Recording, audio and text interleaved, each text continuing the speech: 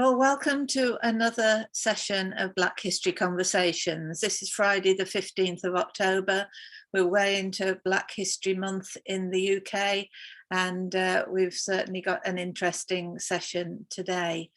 Windrush, in its transnational and Commonwealth context, is going to be our main focus. And Juanita Coxt, who's a researcher at the Commonwealth Institute, is going to take us through that. So that will be great. I didn't ask you, Juanita, have you got slides to show? I'm sure we can get that sorted out. Okay. All right, so just introducing Juanita, who's a researcher at the Commonwealth Institute. I did this off LinkedIn, all right? So Juanita's completed her PhD in Caribbean Studies with a focus on Edgar Mittelholzer in the last century, his lifetime, and the shaping of his novels. That was at the University of Birmingham in 2013. Also, according to LinkedIn, I hope it's up to date, she's the editor of Creole, Chips and Other Writings, and many other publications, quite a list. You're also a co-founder of Guyana Speaks, which is a monthly forum that's in its 4th year. I'm taking this opportunity, and I'm sure you'll mention it again, Juanita, because I know you're in the management part of a very interesting conference that's coming up, a 2-day conference, Ain't I a Woman? The Black Woman in Historical and Contemporary Context. And I'm really very grateful, Juanita, for you joining us today. That's brilliant. So have you got PowerPoint, or are you just going to talk to us? I've got a PowerPoint, so I'm going to share it with you. Thank you very much indeed. So I'll just hand over to you, and then we'll have time afterwards for questions. Okay, lovely. Yeah, so just to clarify, so I'm a research fellow at the Institute of Commonwealth Studies, so it's not quite the same thing as the Commonwealth Institute, and it's part of the University of London. And the project that we're doing is an oral history project that is looking at the Windrush scandal in its transnational and Commonwealth context.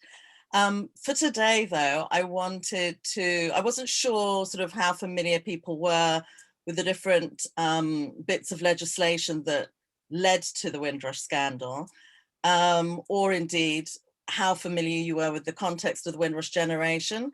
So I thought I'd just do a PowerPoint, which I'm calling the Windrush Injustice rather than Scandal. I kind of feel the word scandal makes it feel like it's the Windrush community that's the scandal, but it's the Windrush Injustice. And I'm sort of posing the question, asking, really, is the Windrush scandal a continuation of what I call racial territorialism, as in Britain wanting to maintain itself as a predominantly white country? So if I go on to this slide here, I think that one of the things I wanted to point out, a lot of people use 1948 as the starting point to discuss the sort of Windrush generation. And I guess that's partially because, not just because they arrived here in 1948 on the Empire Windrush, but also because there was a British Nationality Act of 1948. And a lot of people assume that act to be the one that actually made people from the Caribbean British.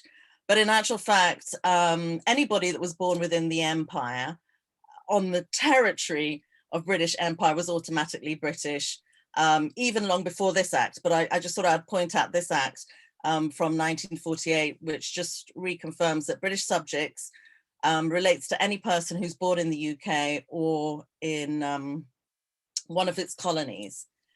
And that's the main point there. I'm just going to go to the next slide. Let's see. And then I just sort of wanted to talk about the First World War, riots and repatriation.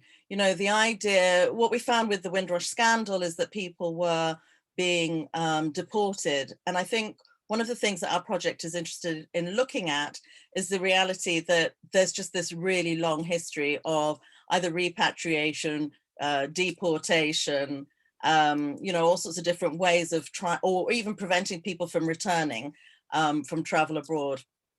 So we know that from the First World War, there are many Black colonials were employed in ordnance factories. They were involved, recruited as merchant seamen to replace the work that white seamen were doing within the Royal Navy. And then at the end of the war, many people were demobbed back to the Caribbean, but some did settle in the places we're familiar with today. So London, Liverpool, Bristol, Cardiff, Glasgow, Swansea, South Shields, and Manchester. What we found immediately after the war, however, was in June 1919, we had a situation in Cardiff where white men who'd been demobbed after the First World War formed lynch mobs to attack Black sailors living in the city's boarding houses. And this was said to be largely a result of the relationships that they were having with, the Black men were having with white women, as a typo, ignore that on there. And then during the same period, racial violence also broke out in Liverpool. And in that instance, the police locked up 750 Black people in order to so-called protect them from the fury of the white mob. So as opposed to arresting the white mob, the Black people were arrested, well, not arrested, but they were put in prison for their protection. But the government then felt that, you know, the presence of the Black people aggravated white people, so therefore they repatriated 600 of them either to Africa or the West Indies. But in terms of thinking about nationality, identity, and belonging, these two quotes here really exemplify just how British people from the Caribbean felt. So this is a quote from a Guyanese merchant seaman who was born in 1896. And he basically talks about, he felt British because English was his first language. His school books were written by British people. He lived under British law. He'd been brought up to admire British poets, musicians, scientists, politicians, and British nobility. He also points out that he had allegiance to King George V, to the mother country, and to British people all over the world.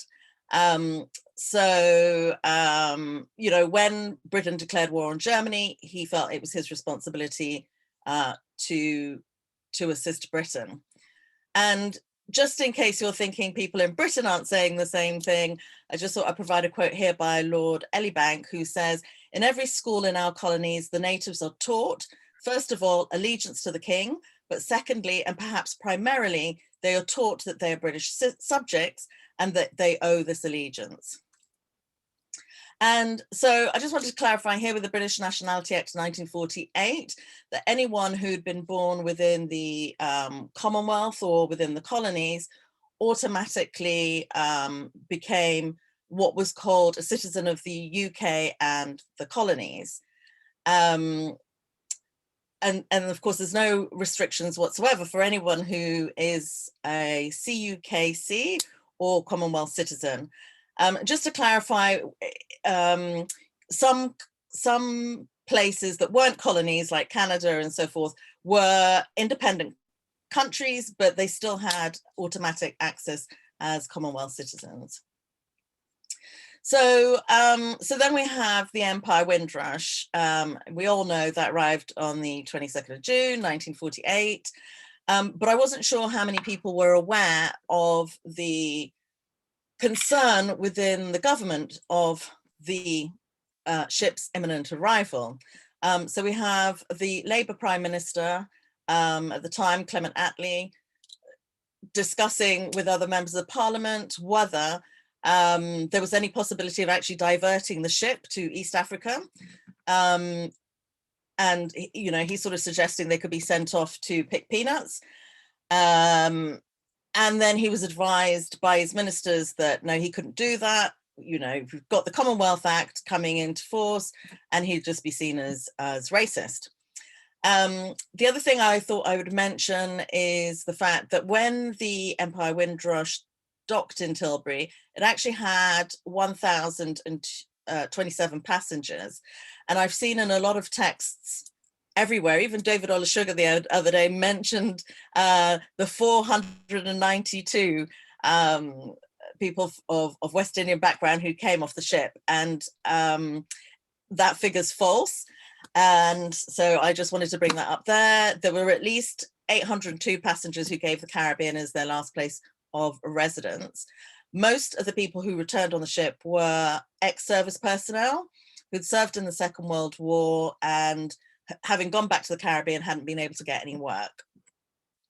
The other reason why various members of the Caribbean community here in London don't like the term Windrush generation is that they point out, apart from the fact there's a continuity of Black people living in Britain during the 1900s, there's about 30,000 people settled in the UK from the Caribbean, but they also talk about the fact that ships were coming back anyway.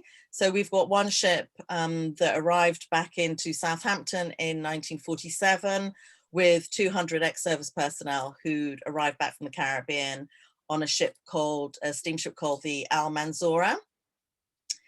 But, you know, to placate Clement Attlee's fears, the Colonial Secretary, Creech Jones, offered reassurances saying there was nothing to worry about because they wouldn't last more than one winter in Britain. So in this early period, one of the things that the project's really interested in looking at is the shifts in people's sense of identity. So I just thought I would pop this in here. In 1954, we've got Walter Lothan, who was a carpenter, and he said, people did think England was the mother country. When I came here, I didn't have a status as a Jamaican, I was British, and going to the mother country was like going from one parish to another. And you had no concept of it being different. And I thought that was a really interesting quote, because when I did some oral history recordings very recently with people based in Manchester, people said the same thing to me. They said, despite everything that's gone on with the Windrush scandal, they still feel British. And to them, it was like, you know, it's like somebody from Yorkshire moving to London. And although there was you know, the geographical distance was greater, they still felt it was like going from one parish to another. I'm bringing in the prime ministers here because I just want to show that Labour is no better than the Conservatives and vice versa. When it comes to issues of immigration, they're pretty much as bad as each other. So we have here Winston Churchill, who is obsessed with the numbers of coloured workers employed by the post office. So much so that he suggests again to his ministers in 1955 that he should fight his campaign, the election on the campaign, Keep England White. And again, you know, he was persuaded against doing that. But nevertheless, he was concerned and, you know, think about what to do. So the ministers commissioned researchers to sort of almost spy, if you like, conduct sort of secret race surveys on the Black community in Britain during this period. So you have things like dole officers being asked to conduct surveys to see if there's any truth in the assumption that migrants were coming here to live off the welfare state. Police chiefs were also being asked to establish if, you know, there were Black people idling around on the streets, what's their standard of living was like, are they involved in drug trafficking and other types of crime. I won't read all of this bit here, but essentially that whole 1950s period becomes the period within government where everybody's thinking about the coloured problem and what to do with it. Let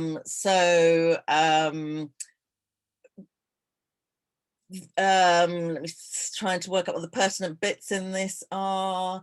I think the basic issue here is that the government can't say anything publicly because it's scared of being seen as being racist and having just fought a war in which, you know, they've done this fight against supremacist fascism, and you know, they're trying to show themselves as tolerant and welcoming and superior. You know, if they want to maintain this area of superiority to other places, it wouldn't do to actually indicate that they didn't like Black people, but nevertheless they were preoccupied with it.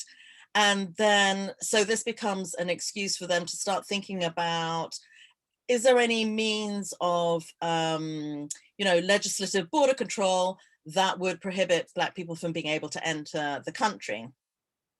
And I say all this because the irony of all the checks that the Colonial Office had been put in operation and all the secret surveys that had been conducted, actually the majority of migrants from the Caribbean were gainfully employed, and you know, and they weren't committing the crimes that they thought they would be committing. In fact, they were committing less crimes than the overall general population of Britain. So, and I just thought this was interesting. Lord Kitchener, you know, having been interviewed on the ship, you know, singing "London is the place for me." By 1955, he'd written another song called, another calypso called "Sweet Jamaica," and that became, that was sung by Lord Leby in 1955. And already West Indians are kind of recognizing that Britain isn't what it thought it would be. And they're sort of saying many West Indians are sorry now. They left their home and don't know how. Some left their jobs and their family and determined to come to London City. Well, they are crying, they now regret no kind of employment they can get. The city of London, they have to roam. They can't get their passage to go back home. And things just got worse with the 1962 Commonwealth Immigration Act. Many West Indians pointed out that they literally went overnight from feeling that they were British citizens. And at this period, the words citizen and subject are kind of interchangeably spoken about. They were, you know, there was no difference between being a British subject in the Caribbean or being British here in the UK in terms of your legal rights and the government's responsibility to you. But what they did with the 1962 Commonwealth Immigration Act was to introduce employment vouchers that were offered on different scales. And their idea was that people who were unskilled would have less ability to get into the country. And they felt those people would be largely Caribbean, whereas if they had left it open, work vouchers open to the high skilled people, that would mean they would get people like Canadians and Australians and New Zealanders and essentially sort of all the old Commonwealth coming into the country, all the white people coming in. So Commonwealth citizens who were born in the UK or had been issued with the passport by the UK government were immune from immigration control, but pretty much everybody else was affected. And Raab said that the act would be presented as non-discriminatory, even though in practice, you know, the restrictive effect was intended to and would in fact operate on coloured people almost exclusively. E.R. Brathwaite, I don't know how many of you know him, is a novelist. He actually trained as a physicist and became a teacher. He famously wrote the book To Sir with Love because he wasn't allowed to practice as a physicist and he had to become a school teacher. But he noted, you know, he says, these same British who had colonized nearly 3/4 of the world and had acquired a reputation for tolerance and justice in these colonial territories were suddenly finding that this reputation was being tested, where they least welcomed such testing, which was on their doorstep. You know, British have always been happy to have their subjects of colour elsewhere, but certainly not within the UK. And we find that the same thing happens when the Labour government is in control. They have a white paper that again looks at the work vouchers that are on offer, and they look at the reduction of these to 8,500 per year, and actually the abolition of category C, unskilled workers. So, and then this act, actually, the 1968 Commonwealth Act, was largely a response to the threat of 200,000 East African Asians immigrating to the UK from Kenya, Uganda, and Tanzania. And one of the clauses of the earlier act was that to be British now, your passport had to be issued from within the UK. And so the Asians took the UK to the European Commission of Human Rights, and it was found that their human rights were infringed by this 1968 act. One of the historians who looked at this period notes, well, he calls it kind of race neurosis. So he says from 1968 onwards, the government and public opinion escalated to the point where rational debate proved impossible, where more energy and time was spent on tracking down legal immigrants than erasing racism, chasing illegal immigrants, which became front page news between 1968 and 1971. And he sees this as a startling manifestation of Britain's race neurosis. So again, this is something that our project is going to be looking at, because most people kind of view the hostile environment as having started around about 2013. But in actual fact, we've been finding that people are being deported for many decades before that. The 1971 Immigration Act, just because I'm conscious we're running out of time, or I'm running out of time, I'm going to move on a bit faster. Don't think that you've got to go faster. This is just so fascinating. Oh, okay, I'll keep going. So the 1971 Immigration Act basically came into effect in 1973 and introduced the concept of patriality, or right of abode. And it was essentially put in place to stop the permanent migration of workers from the Caribbean.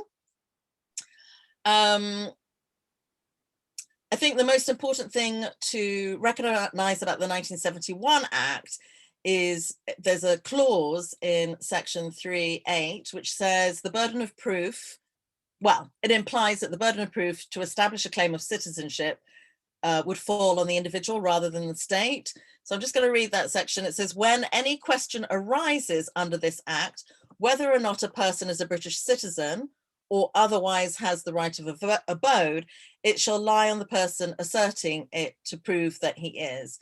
So this again is one of the key areas where, one of the key bits of legislation that has a huge impact on what later becomes the Windrush scandal, because a lot of people who would have travelled on their parents' passports as young children, 3-year-olds or however old,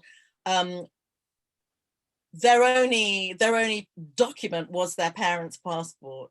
And of course, all of you know that until fairly recently, nobody needed to use their passports as a form of ID to get work or access to, you know, the NHS or anything like that. So people would have arrived with zero documentation. And I mean, we're not clear how they thought they would ever be able to prove their British citizenship, because it doesn't make any sense. But then interesting as well, I think, because we've got 1973 is when UK became a member of the EU, and it sort of parallels today where we've come out of the EU, we've Brexited, and there's renewed interest again in the Commonwealth. And so I just thought I would talk about the kind of, again, looking at the prime ministers and the various different attitudes towards race and immigration. So here are two quotes, one from Margaret Thatcher and the other from Norman Tebbit. And many of you, I'm sure, will remember this. This is in 1978 when she was leader of the Conservative opposition. And she said, people are really afraid that this country might be rather swamped by people with a different culture. If there is any fear that it might be swamped, people are going to react and be rather hostile to those coming in. And similarly, later on in 1989, Norman Tebbit sort of echoes these thoughts and says, the fear is that they, the British, will be swamped by different culture, history and religion. And even if it costs them something in economic terms, they would rather not have another vast wave of immigration. Again, echoing the situation with Brexit. But I think what's interesting about their comments is that in the past, we've generally talked about multiculturalism as though the issue was to do with culture. But really, when you consider how many waves of different immigrants have come into Britain, I mean, there were way more people coming in from Europe during the same period that the Caribbean community was coming here. They didn't speak English, the Caribbean community did. They weren't brought up as under, you know, with the British education system, etc. And yet it was when people of color came here that we started talking about multiculturalism. Prior to that, no one ever mentioned the term. So it's clear that multiculturalism is actually just another word for race as far as Margaret Thatcher was concerned.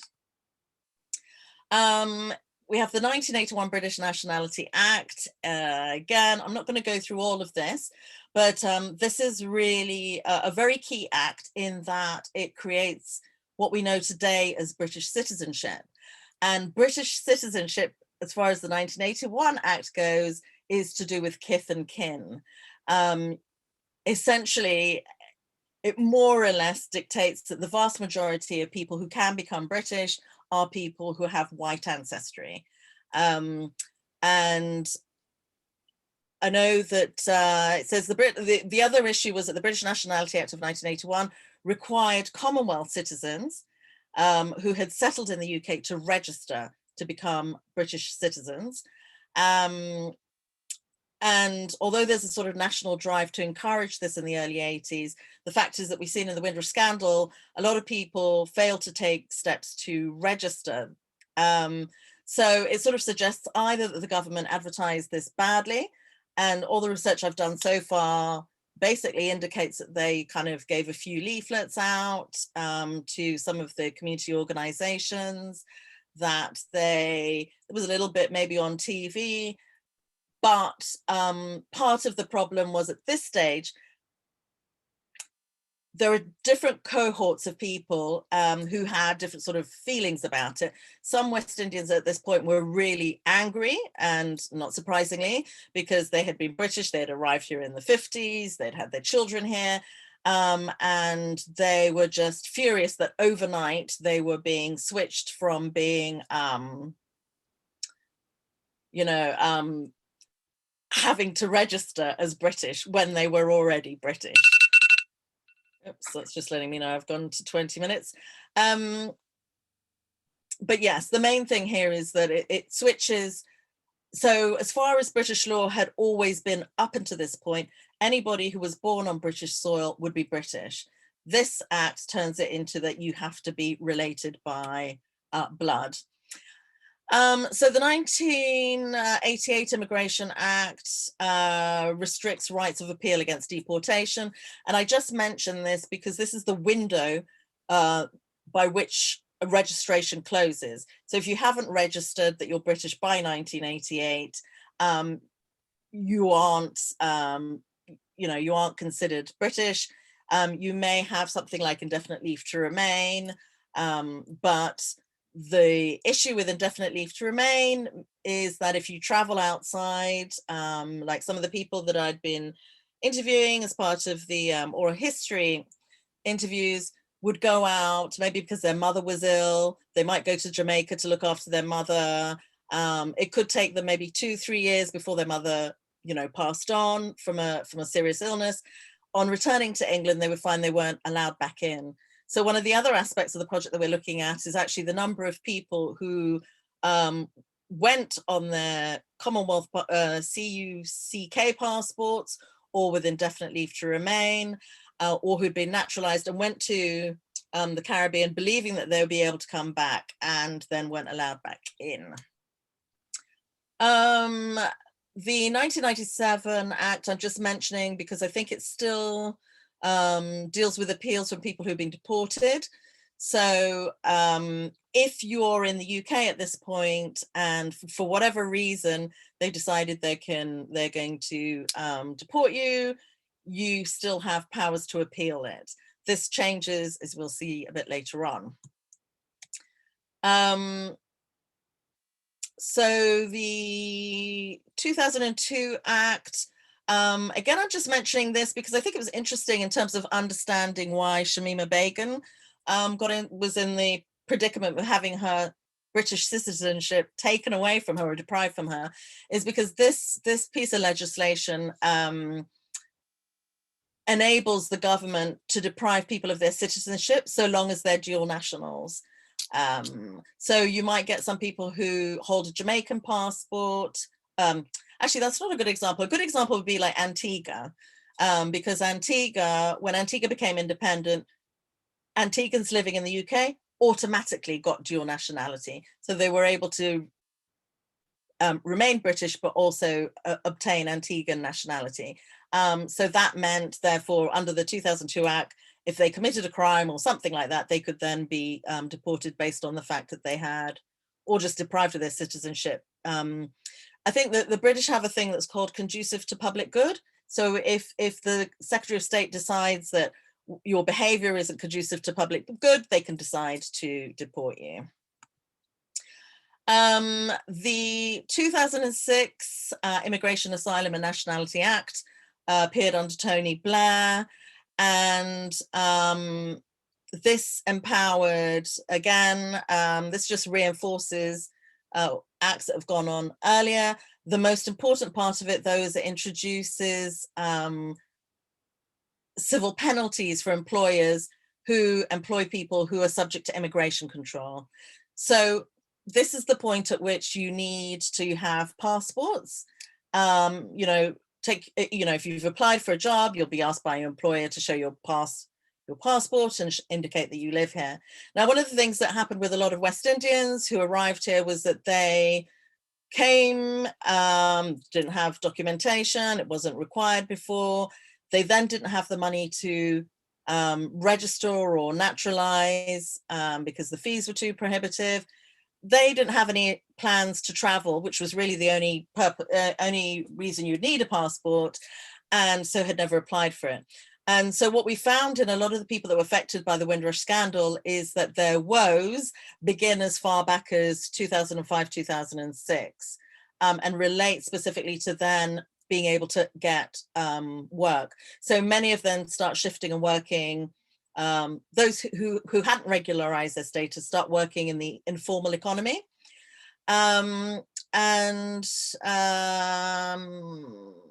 Yeah, empowered the Home Secretary to deprive a person of British citizenship. So this was on the basis of the being conducive to public good. This law was actually allegedly introduced on account of the 2005 London bombings. I haven't looked into why it would have made particular sense on that, but I think the idea was that they could deport terrorists at that point. So then we have the 2007 UK Borders Act under Gordon Brown. And this is where you have people convicted and sentenced to 12 months or more can be deported under the provisions of this act, irrespective of whether they arrived in the UK before 1973. So this inevitably would impact people from the Windrush generation, most of whom had indefinite leave to remain, as opposed to actually naturalizing and having right of abode. But it's only really under the Tories that that the public become aware of this particular practice. Although we're still researching this as well, because there may be members of the community activists and people who are aware of people being deported that and weren't able to get newspaper coverage of it or television coverage. One of the key things that really affected people that had been caught up under the Windrush scandal was the fact that by 2012, Legal Aid, Sentencing and Punishment of Offenders Act had been brought in. And this act basically brought drastic legal aid cuts into effect. Now, there was a Labour peer, Lord Bark, who recognised there was going to be a major problem with this, and he described it as a rotten bill that demeans our justice system and therefore our country, because it takes away from the poor their access to justice. And this is exactly the case, because to get legal support for immigration is extremely expensive without legal aid. So, but this sort of marries with Theresa May, who declared at this point that the aim was to create here in Britain a really hostile environment for illegal immigration. And effectively, when she says illegal immigration, anyone who hadn't regularized their status was going to be vulnerable. Because essentially, if you haven't regularized your status, you still fall under illegal. The thing that's fascinating about all of this is there's still 11 million people today without passports, but inevitably, if you're white, no one's going to come up to you and ask you for your ID, whereas I'll explain that in more detail actually as I go along, because it becomes a problem with the introduction of other bits of legislation. One of the things I'm hoping to do as a result of this project is to demonstrate that, you know, people have talked about, or Tom Bingham, who's written a book called The Rule of Law, talks about the fact that laws should be accessible and, so far as possible, intelligible, clear and predictable. Whereas all the lawyers that I've spoken to over the last year have all said that the immigration law is becoming almost utterly impossible to follow. And it's impossible to tell whether someone had right of abode, didn't have right of abode, whether they're here in indefinite leave, etc., etc. And it's difficult to tell whether they have a right to living in the UK. So things really start hotting up with the 2014 Immigration Act. The maximum penalty for employing an illegal worker was doubled to £20,000. And the measures were put in place which allowed the Home Office to deport foreign criminals under deport first, appeal later. So under this act, anybody who had been in prison for a year, you know, they could be British born, but hadn't got their paperwork sorted out, British born, but to a Caribbean, within a Caribbean family, they could be deported. And then the difficulty would become, how do they get back in? How do they appeal? The whole process of appeal became extremely difficult. And so again, people were being deported, but no one was aware because there was no publicity around it. But they also made a provision to prevent private landlords from renting housing to people without so-called legal status. Landlords became increasingly frightened because they could be given a penalty fine of £3,000. And provision was also made to prevent illegal immigrants from obtaining driving licenses or from opening bank accounts, etc. So, and I just think this is really interesting because this is 2014. And we have, on the 9th of September 2015, David Cameron is in Jamaica. And the Jamaicans are basically calling for him to apologize for the transatlantic slave trade and to discuss reparations. You'll recall that David Cameron himself had some ancestors that had been involved in the slave trade. He doesn't apologize. And he uses the word in which he tells them to move on from this painful period of history, and sort of infers that rather than giving reparations, he announces that Britain is going to contribute 25 million towards the building of a new prison, which would house approximately 1,500 criminals. So the 25 million was going to be 40% of the cost towards the prison. He then notes he hopes that this will be used to house Jamaican criminals, which Britain plans to deport. So the alarm bells should have been going at this point, because who are the Jamaican criminals?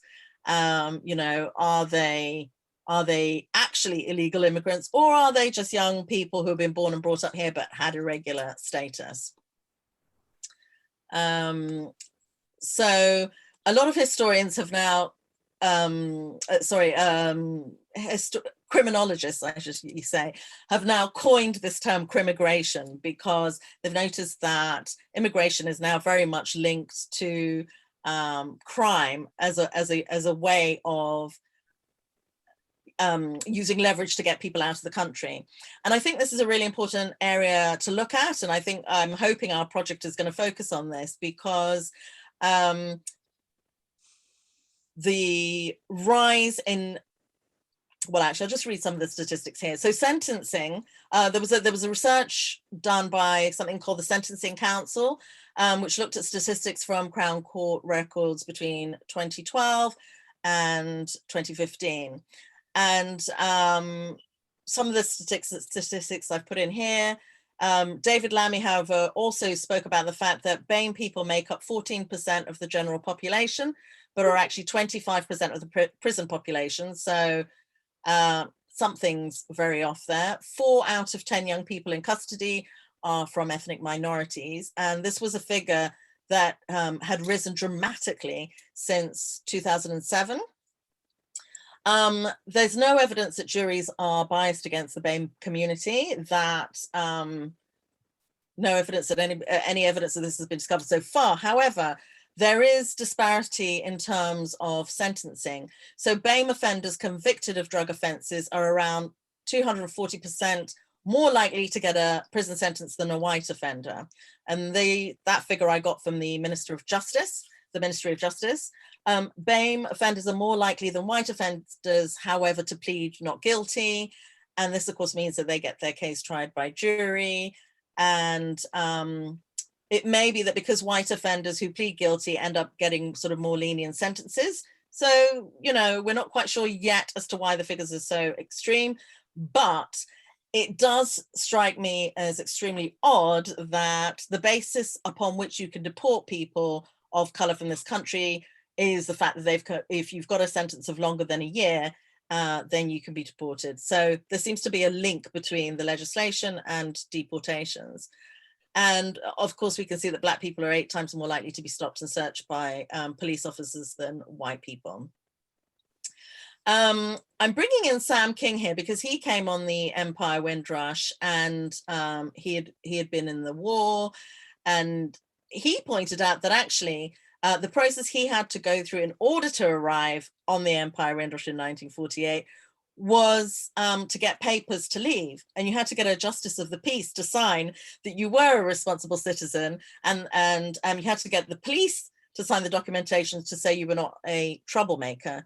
So already this kind of link between Black people and crime is being anticipated by the British government. And some of the other oral history recordings I've done, the same applied in Guyana and other areas. In fact, one Guyanese interviewee had been a police officer himself, and he said he found it so funny that he had to get, you know, a policeman to then sign that he wasn't a troublemaker in order for him to travel.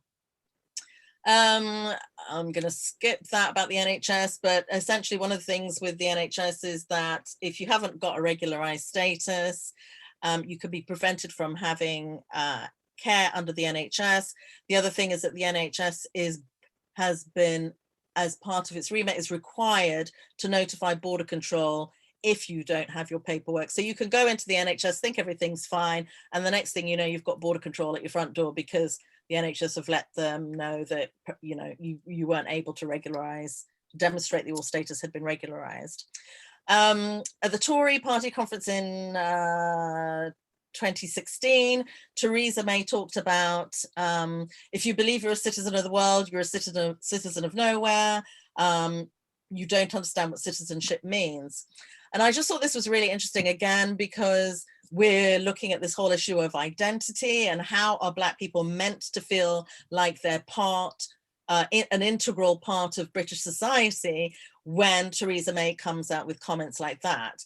And Lord Herman Ouseley sort of asked the question. He says, when people are being told on the streets, at their workplaces, and even in their homes, that they do not belong, that this is not your country and you are not wanted, how can they be proud and enthusiastic about feeling and being British or UK citizens? I think there used to be the thing called the Norman Tebbit test, as if they were playing cricket and you sort of indicated which side you were on, that was how to establish whether you were really British or not. But anyway, it didn't occur to anyone that there was anything particularly substantive in the comments she had made until 2018, when the Windrush injustice was placed high on the political agenda at the Commonwealth Heads of Government meeting in April 2018. So there is the 2016 Immigration Act, and this gives councils new powers to evict illegal immigrants. Again, just bear in mind that being illegal literally can simply mean that you don't have the means to prove your British citizenship. And so they extended the deport first, appeal later measures to apply to housing as well. And then Section 39 creates a new criminal offence of knowingly renting accommodation to a person who does not possess right to rent. And you get up to imprisonment of up to 5 years. So obviously landlords, one of the things that we found in terms of people of colour finding it really difficult to get housing is because landlords really don't understand border control, you know, and the fact that border control is now being brought, you know, it's not on the borders anymore, it's within the country. They are afraid to rent out to people of color because they just look at people of color and they think, well, you know, you're likely not to really be British, therefore people are finding that it's harder and harder to get housing based on their complexions. Schedule 7 requires banks and building societies to make checks on existing bank accounts if requested to do so.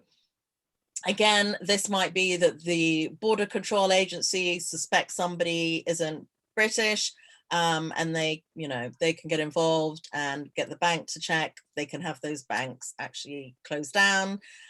So you see here, the Secretary of State has the power to free the account or to oblige the bank to close it down. They also created a new offence of illegal working, so that people who are here illegally can't benefit from working. So essentially, if you've been working all of your life and in the UK as a member of the Windrush generation, but then have a problem proving your citizenship, it may mean that you don't have access to your pensions, that you don't have all the usual rights that would come from working in the UK. And then the other thing was that law enforcement were given the right to detain a vehicle belonging to someone who was deemed to be unlawful in the UK. And also they had the power of entry and search of premises for a driving license if they believe the person was not lawfully in the UK. So so that's just another one of that. And I guess I don't really need to go into all of these other slides, otherwise I'll be going on too long. But I just wanted to point out that obtaining citizenship is now an extremely long process, but it's also very expensive. So there's a lot of people who are affected by it, including people who aren't really. So I know there's roughly 300,000 young people in this country at the moment whose parents were here with indefinite leave to remain, but who, so if you are here with indefinite leave to remain, you can't register your child as British for the first 10 years. Between 10 and 18, you need to register your children. If you don't, that child then becomes responsible for registering themselves. And this becomes a complete nightmare for them. They can't go to university because they haven't been registered.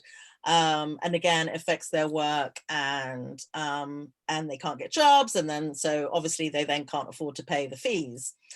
So that's going to be the next scandal after the Windrush scandal.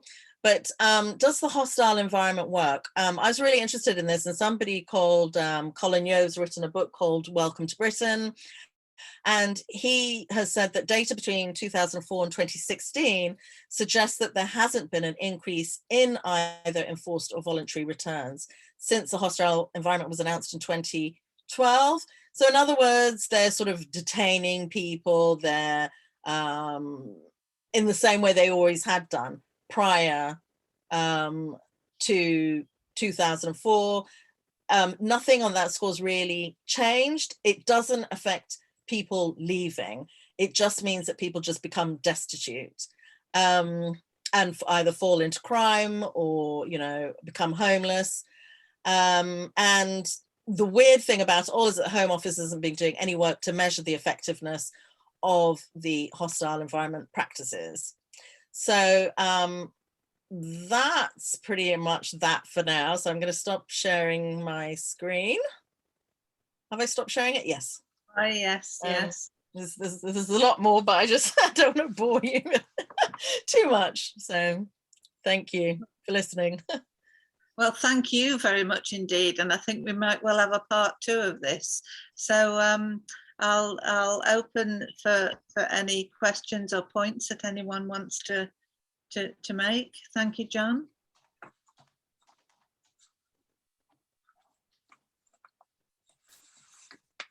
John, I can't hear you. Needs to unmute.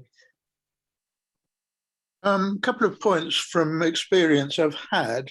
In 1985, we worked on a project with the Commonwealth Institute and had visitors, dance groups and so on, invited to Birmingham and all sorts of things. But we had to go through, our funding came through agencies who were funded by the probation service. So anything to do with Caribbean groups and Africa, already the criminal element, it seemed to be linked there in some ways. The second point is I noticed that Runnymede Trusts have put something out on education, including teacher education. And one of their recommendations is to stop police going into schools on a formal basis, because evidently there's a problem there that children are at risk of police linking them on and links with the criminal justice system at some point. So that's the points I want to make. The question I want to ask, though, is that we want to do something about decolonization and work, particularly giving teachers and teacher educators the information and places of both books, materials and so on, but also agencies, maybe like yourself. And so, I mean, are the mechanisms in which people can actually contact you or agencies for help with information and support in this way? Because it really needs to get into the programs. I was thinking Wales, but we want to see it in England as well. We're fighting that one because there's still the Swan Report there, which hasn't been implemented, and we're looking at that because Carlton Duncan, who worked on that, we're working with him, is in Jamaica, and we can't see any reason, because he and others made input into that, and it's certainly better than the Sewell report. By the way, was the T. Sewell that you referred to there? Yes, it's really interesting because he actually did a lot of research in the 80s. So he's written stuff. He did a lot of work on oral history. And interviewing people. So some of his work is interesting from the point of view of getting the perspectives of people from the community. I wouldn't refer to him for much else, has to be said. Right, okay. But I just thought I'd clarify there, in terms of the education, police were going into schools, but they've repealed that now, because what they recognized was that obviously parents were just wouldn't send their children to school because people would find out via their children that they didn't have British citizenship. So that side of it's been repealed. Pretty much everything else is still in place.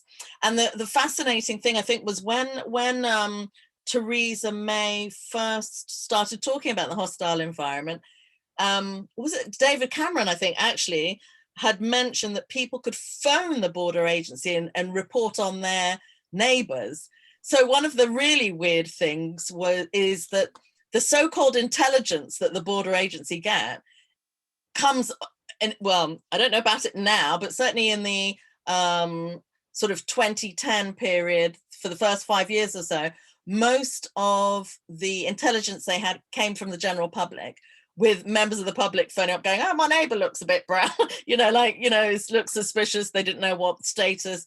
And that just meant people were being harassed completely pointlessly. And I think what's I found really interesting actually about this is it's helped me understand why I've experienced racism and not understood it. So for example, I went into college in, I think it was 2016. I wanted to do a CELTA course, and I'd seen all these white people going in before me and no one had asked them for their passports. And when I went in, the woman said, can I see your passport? And I was like, why do you need to see my passport? She says, well, are you British? And I went, well, of course I'm British. What else do I look like? What do I sound like? Do I look like I'm from somewhere else? And they wouldn't let me in until I'd gone home and picked up my passport. But I was so offended.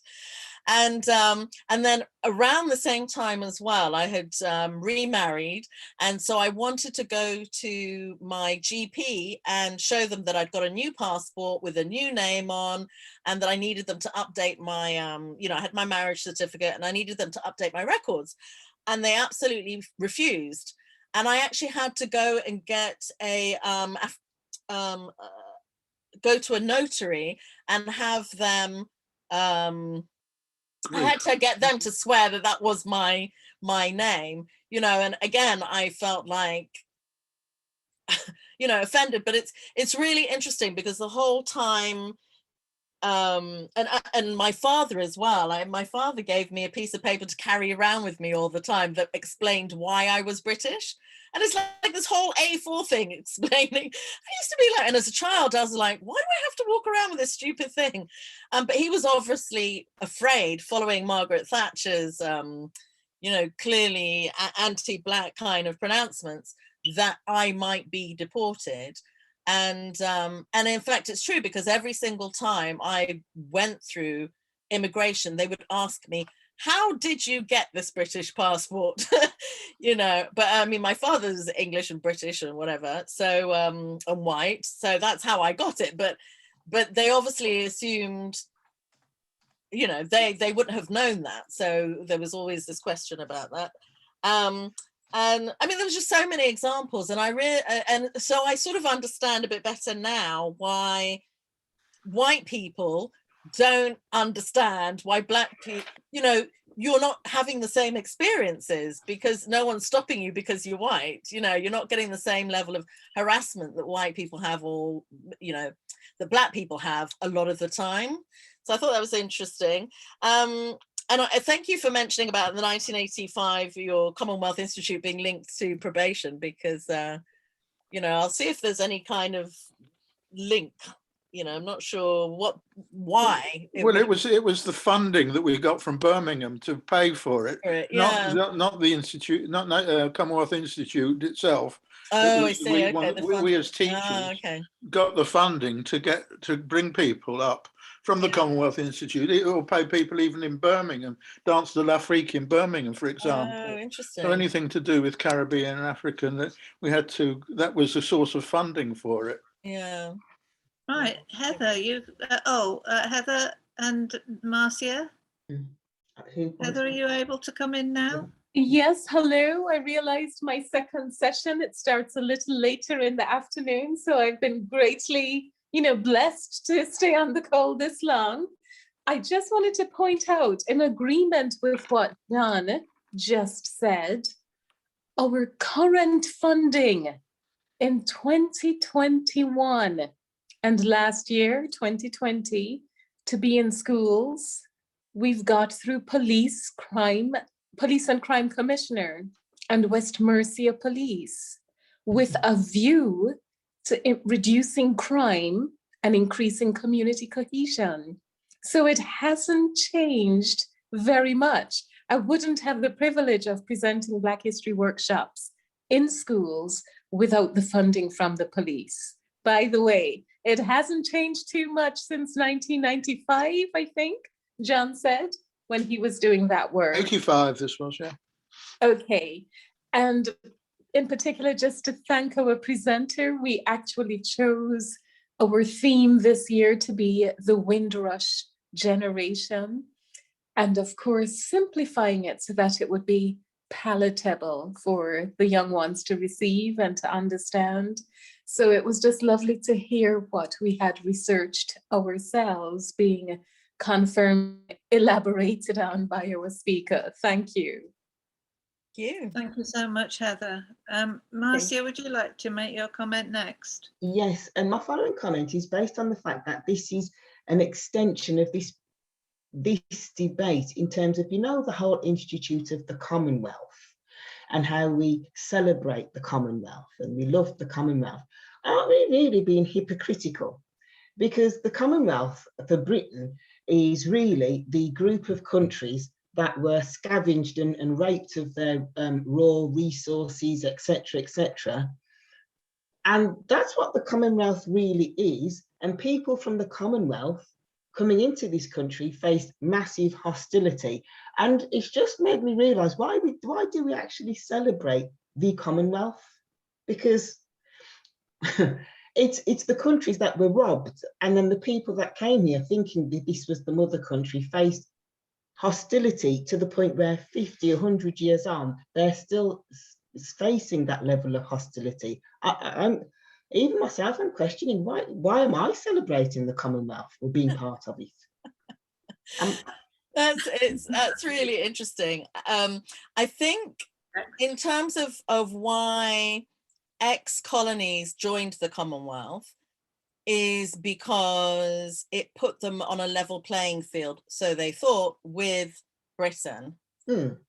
So if you imagine that, you know, historically they will have been treated as though they were inferior, etc., etc., that was a sort of really positive move from their perspective. Britain, however, has a very uneasy relationship with the Commonwealth, because actually the most important period of the Commonwealth was under gosh, what was his name? Sonny Ramphal, who used the Commonwealth platform to fight apartheid. So at the same time that Margaret Thatcher was very lukewarm and couldn't care less whether people were practicing apartheid, the Commonwealth put a lot of pressure on Britain and South Africa to end apartheid. And